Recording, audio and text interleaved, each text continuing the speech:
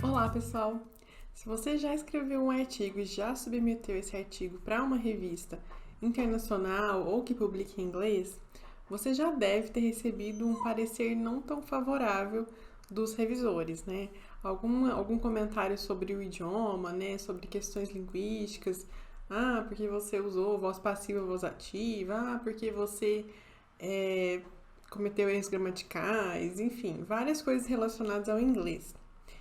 Pensando nisso, eu trouxe para vocês agora uma série de 4 vídeos falando sobre alguns comentários específicos de revisores e como resolvê-los. Esses comentários que eu separei para vocês eu encontrei em trabalhos dos nossos clientes, né? Aqui na UNA a gente recebe traduções e revisões de pesquisadores brasileiros, né? E muitas vezes os revisores questionam, né, o trabalho que esses pesquisadores fizeram, certo? E aí os pesquisadores mandam pra gente o parecer dos revisores, pedindo a nossa ajuda para revisar o texto. E no vídeo de hoje a gente vai falar sobre um comentário que fala sobre as frases do artigo, o tamanho das frases. Se esse assunto te interessa, eu te convido já a se inscrever aqui no nosso canal para você não perder nenhum vídeo dessa série, né, sobre os comentários dos revisores e nenhum vídeo sobre escrita científica em inglês, que a gente publica toda semana às terças-feiras. Bom, como eu disse no início, o vídeo de hoje é sobre frases longas. Em um dos pareceres que um cliente nosso trouxe pra gente, o revisor falou o seguinte: ele escreveu num comentário no artigo Too Long Sentence. O que isso quer dizer? Quer dizer que a pessoa escreveu uma frase e essa frase estava muito longa, né? Entre a primeira letra maiúscula do texto e o ponto final. E por que isso acontece? A gente tem uma diferença importante aqui no tamanho das frases entre escrita científica em português e escrita científica em inglês. Em português, a gente tende a escrever frases mais longas naturalmente. Isso não é um erro em português. Isso é ok, é aceitável. A maioria das pessoas escreve frases mais longas. Mas em inglês, a gente precisa encurtar essas frases, deixá-las menorzinhas. E isso não é um problema em inglês. Na verdade, isso é até preferível. Então, quando a gente vai escrever em inglês, a gente tem que mudar um pouco a nossa mentalidade e quebrar o raciocínio em frases menores. E a gente vai ver um exemplo agora. Oi, gente, vim interromper esse vídeo aqui rapidinho para avisar que em breve nós vamos abrir as inscrições para o nosso curso de escrita científica em inglês, que é o Inglês para Pesquisadores de Sucesso, o IPS. Para você participar, é importante que você se inscreva na lista de espera, que aí você vai ser um dos primeiros a ser avisado sobre a abertura do curso, então vai ter acesso a condições especiais para entrar, ok? Para você participar é só procurar aqui embaixo o link na descrição e colocar seu nome lá para ser avisado de quando as vagas abrirem, tá bom? O IPS é o nosso curso feito para brasileiros que querem escrever artigos em inglês e assim ganhar muito mais tempo e até dinheiro, né, escrevendo diretamente em inglês. Vejo vocês lá no curso. Essa frase aqui não é uma frase extremamente longa, já vi frases mais longas que essa, mas ela é parecida com a frase que estava lá no comentário do revisor. Ela é uma frase média, assim, mas a gente já pode dividi-la em frases menores. E eu recomendo que vocês façam isso com frases de cerca de 4, 5 linhas, a gente já pode dividir essa frase em frases menores. Fazer essa divisão e organizar o raciocínio dessa forma vai deixar o texto um pouco mais fluente e vai permitir com que vocês identifiquem frases que estejam não só longas, mas também confusas.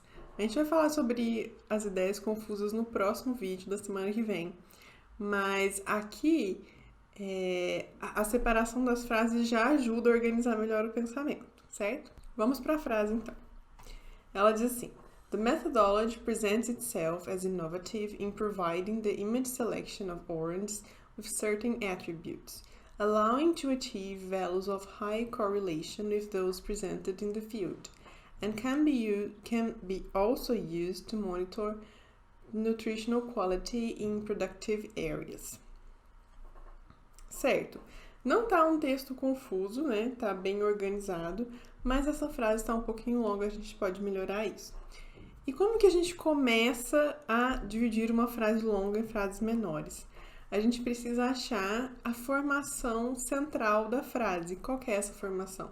É quando a gente tem um sujeito, um verbo e um complemento.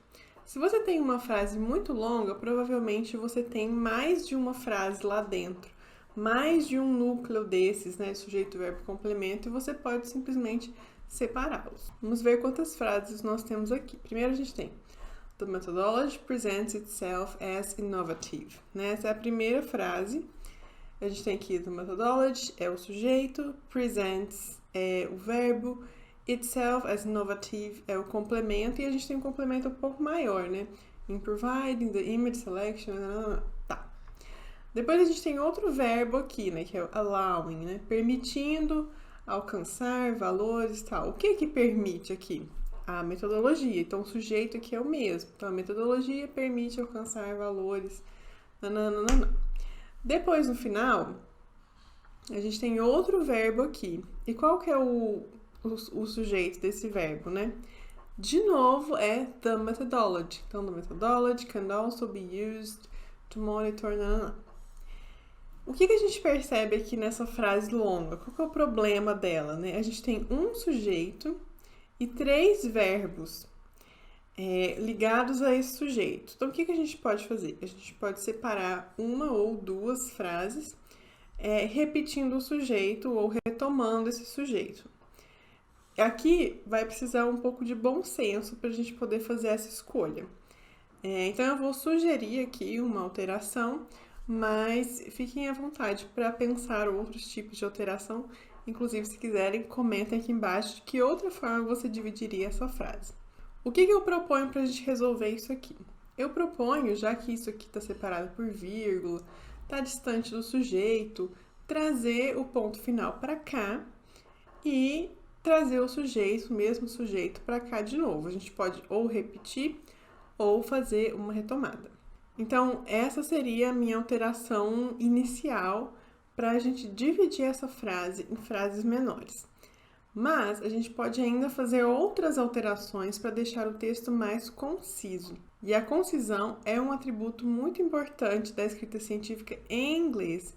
E muitas vezes a gente não percebe isso por estarmos acostumados com o texto, por em português a gente não ser tão conciso quanto em inglês. Então, exige da gente treinar um pouco o nosso olhar para ver o que eu posso cortar aqui que é dispensável. Vou mostrar para vocês um exemplo. Aqui, ó, the methodology presents itself as innovative. Será que é realmente necessário eu falar que a metodologia se apresenta como inovadora?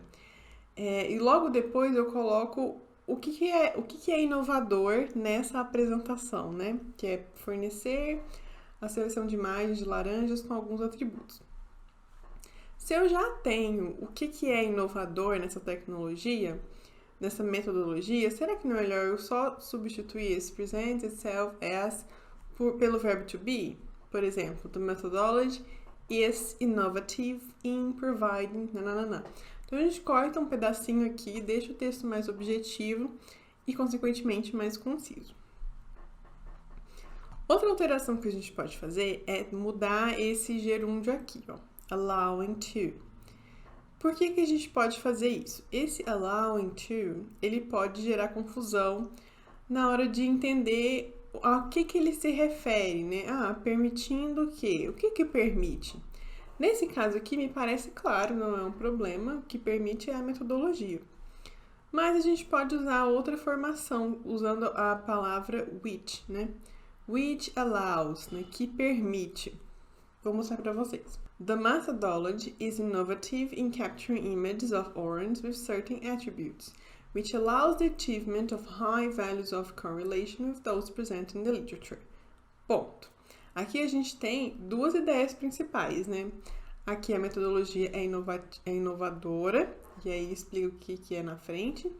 E depois ela permite alcançar valores de correlação semelhantes aos que aparecem na literatura. Ponto. Depois a gente começa outra frase. A gente ainda está falando da metodologia, né? A gente só separou para não ficar uma frase muito longa.